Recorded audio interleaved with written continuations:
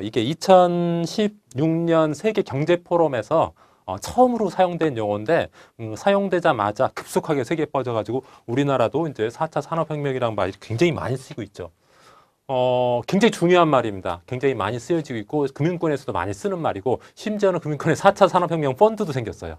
그래서 4차 산업혁명 굉장히 중요하다고 생각되는데 우리 한번 예전부터 한번 볼까요? 과거 1차 산업혁명이 어떤 거였죠? 1차 산업혁명은 그 전기자동차 발명에서 처음으로 어떤 기계, 사람이 하던 것을 기계가 대체했다 해서 기계혁명 이렇게 표현했죠. 2차 산업혁명은 어떤 거 2차 산업혁명이래. 보통 2차 산업혁명 때는 전기가 발명됐어요. 그때 그러면서 대량 생산 체제로 바뀌었다는 점이 그 2차 산업혁명 시대의 가장 핵심적인 내용이라고 볼 수가 있고 3차는 뭐예요? 3차는 컴퓨터죠. 컴퓨터가 일상화되면서 정보화 또 자동화 됐다는 게 특징이었죠. 그리고 지금 새롭게 나온 4차 산업혁명은 뭐죠?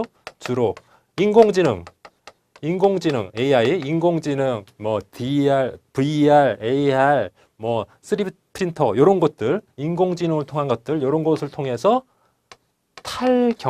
경계가 많이 없어지고 그 다음에 여러 가지가 융합돼서 새로운 서비스로 나온다는 이런 것들이 굉장히 특징적입니다. 그래서 4차 산업, 뭐 1차부터 4차까지 기본적인 내용뿐만 아니라 4차 산업혁명이 사실은 지금은 이제 굉장히 큰 화두가 되고 있기 때문에 4차 산업혁명이 어떻게 영향을 끼치고 있는지 그런 것들을 여러분들이 좀 아셔야 되는데 금융권에서는 어떻게 영향을 끼쳐요? 핀테크 쪽으로, 그리고 또 뭐 산업적으로 우리가 일상생활로 보면 뭐 자율주행책 쪽으로 영향을 미치고 있고 또 우리 가정에서는 그 스마트홈 시대 어떻게 보면은 그 지금은 뭐 예를 들어서 냉장고도 집에 가서 돌리고 뭐 난방 같은 경우 집에 가서 하지만은 이제 4차 혁명 시대에는 어떤 거예요? 그냥 바깥에서 난 30분 후에 들어가니까 난방 지금부터 켜놔.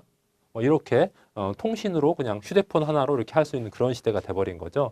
그런 것들이 어떻게 보면은 어떤 경계가 무너지고 기존의 어떤 경계가 무너지고 또 IT하고 뭐 예를 들어서 금융이 결합하거나 IT하고 부동산하고 결합하거나 IT하고 가전제품이 결합해서 어떤 융합해가지고 새로운 서비스를 제공하는 그런 시대가 되었다는 거죠.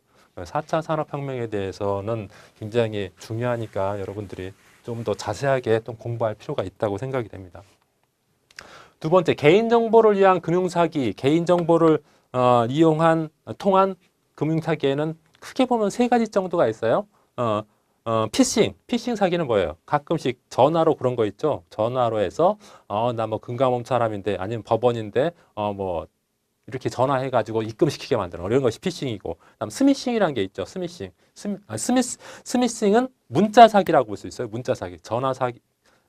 피싱이 전화 사기라고 한다면은 스미싱은 문자 사기. 문자로 이렇게 무슨 그 뭐 주소 같은 거 같이 첨부해서 넣어가지고 그 주소를 클릭하면은 이렇게 그 자기의 정보가 이렇게 그쪽으로 넘어가게 하는 그런 방식이죠. 그다음 파밍 같은 경우에는 가짜 사이트를 만들어 가지고 나는 분명히 S은행에 했는데 사실은 그 은행으로 들어간 게 아니라 가짜 사이트인 S은행으로 들어간 거죠. 그래서 내가 뭐 예를 들어서 암호 코드 같은 거 누르면 그것을 그 정보를 빼내 가지고 자기들이 돈을 빼내는 수법 그런 것들 피싱, 스미싱, 파밍 이게 좀 대표적인 거라고 할 수가 있죠.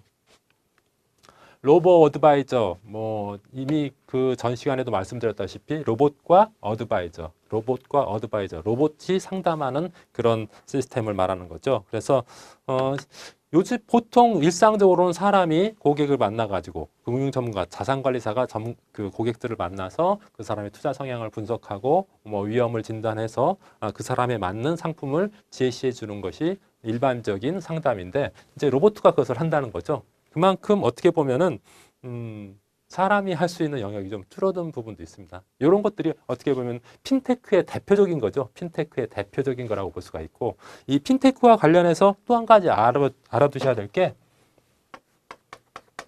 핀테크 디바이드. 이게 뭐냐면은 이제 핀테크 어떤 금융과 IT와 관련된 것을 많이 아는 사람도 있고 또 잘 모르는 사람도 있죠. 그런 것이 나눠져서 나눠져서 격차가 커졌다는 거죠. 그것은 한편으로 보면은 그런 쪽을 많이 아는 사람, 핀테크를 많이 아는 사람은 이렇게 로보 어드바이저를 이용하겠지만은 핀테크를 잘 모르는 50대, 60대, 70대, 80대인 그 좀 노령층 같으신 분들은 잘 모르시잖아요. 이런 사람들은 이런 걸 이용할 수 있겠어요, 없겠어요? 잘 모르죠. 그러다 보니까 로보 어드바이저에 대비되는 휴먼 어드바이저. 여러분들이 금융권에 입사를 하게 되면은 이제 휴먼 어드바이저가 되는 거죠. 사람이 아닌 진짜 상담하는 거. 그래서 어떻게 보면은 그 핀테크로 인해서 일자리가 줄어드는 부분도 있을 수 있겠지만은 또 그렇다고 해서 뭐 계속 줄어들 것 같지는 않고요. 이런 휴먼 어드바이저도 굉장히 많이 필요하다. 그리고 이제 점점 우리 사회가 고령화돼 가고 있잖아요. 나이 든 사람이 이제 더 많아지거든요. 나이 든 사람들은 근데 어떤 저런 그 IT에 빨리 적응할 수 있는 분들이 아니잖아. 그래서 이런 사람들도 굉장히 중요해졌다. 그것이 바로 이제 여러분들이 금융기관에 들어가서 할 일이 되겠죠. 그 다음에 개인 사업자 프리 워크아웃. 워크아웃이란 말은 뭔가 이제 조금 어려운 사람들한테 지원해 주는 거잖아요. 근데 개인 사업자가 일시적으로 자금 융통이 안 될 때가 있어. 예를 들어서 내가 개인 사업자인데, 예를 들어서 뭐 파는 사람인데 보통 개인 사업자들은 외상거래도 많이 하잖아요. 매출 채권이 많이 있는데 내가 어떤 A라는 사람한테 예를 들어서 10억 정도 매출을 했는데 그 사람이 돈을 안 갚는 거야. 사실은 채권은 있는데 그래서 내가 사실은 뭐 어떻게 보면 흑자부도가 될 수 있는 상황이 되는 거죠. 그런 경우에 자산은 있는데 받을 돈은 있는데 실제로 안 주기 때문에 일시적으로 자금이 꽉 막혀버린 거죠. 내가 그 돈을 받아서 또 다른 제품을 사가지고 또 다른 사람한테 주고 그래야 되는데 그런 개인 사업자들 그런 경우가 많이 있잖아요. 그래서 그런 사람들한테 대출이 있는 경우에 그 대출을 좀 연장해 주거나 상환을 유예하거나 금리를 좀 감면해 주는 제도. 개인 사업자들이 어려운 사항들을 위해서 조금 금융 지원을 해주는 것이 개인 사업자 프리 워크아웃이고 이것은 누가 하냐면 은행이에요. 주체자가. 보통 그 일반 개인 워크아웃 같은 경우 그런 것은 신용위원회에서 하잖아요. 신용회복위원회에서. 그리고 개인 회생이나 파산 같은 경우는 법원에서 하고. 근데 이것은 은행에서 합니다. 은행에서 그냥 그 어떤 개인 사업자가 갑자기 돈이 묶여가지고 대출 상환을 못하게 될 경우가 있잖아요. 그랬을 때 일부 그 상환을 유예시켜주는 거, 대출 상환을 유예시켜주는 제도가 바로 개인 사업자 프리 워크아웃이라고 볼 수가 있고요.